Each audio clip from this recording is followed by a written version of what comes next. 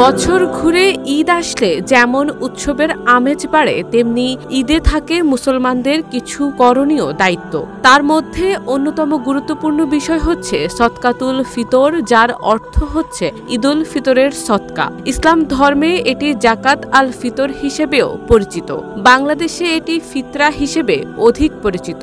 নারী পুরুষ এবং ছোট বড় সবার জন্য নির্বিশেষে এই ফিতরাকে বাধ্যতামূলক করা হয়েছে।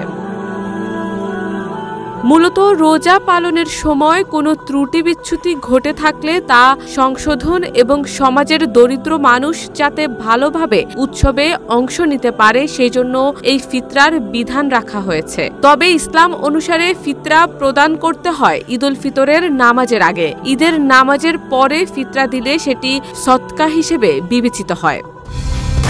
কালার এক্সপার্ট, জর্জ স্যাপ এবং মাইল্ড অন হ্যান্ডস টেকনোলজি সমৃদ্ধ অরিক্স ক্রিস্টাল ওয়াশ আপনার লন্ড্রি এক্সপার্ট। দেশভেদে ফিতরার পরিমাণ ভিন্ন হয়ে থাকে। মূলত 5টি পণ্যের বাজার দরের উপর ভিত্তি করে প্রতি বছর ফিতরার অঙ্ক নির্ধারণ করা হয়। যেমন সৌদি আরবে ফিতরা খাদ্য হিসেবে দেওয়া হয়, আবার বাংলাদেশে এই মূল্য নির্ধারণ করা হয় 5টি খাদ্য মূল্যের উপর। নির্ধারিত খাদ্যের যে কোনো একটির মূল্য ধরে এটি পরিশোধ করতে হয়। এবছর বাংলাদেশের সর্বনিম্ন ফিতরা ধরা হয়েছে 115 টাকা এবং সর্বোচ্চ ফিতরা ধরা হয়েছে 2970 টাকা। ফিতরা আদায়ের জন্য নির্ধারিত খাদ্য হিসেবে বিবেচিত হয়েছে গম, খেজুর, কিশমিশ, যব এবং আটা। ইসলাম ধর্মে ফিতরা পরিমাপের কিছু নিয়ম রয়েছে।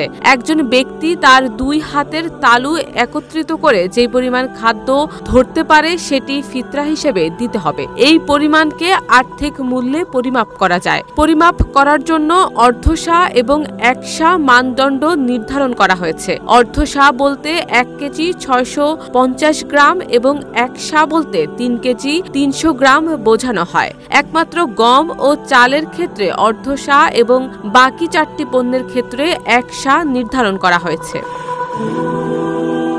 শারমিন নিশু, ঢাকা পোস্ট।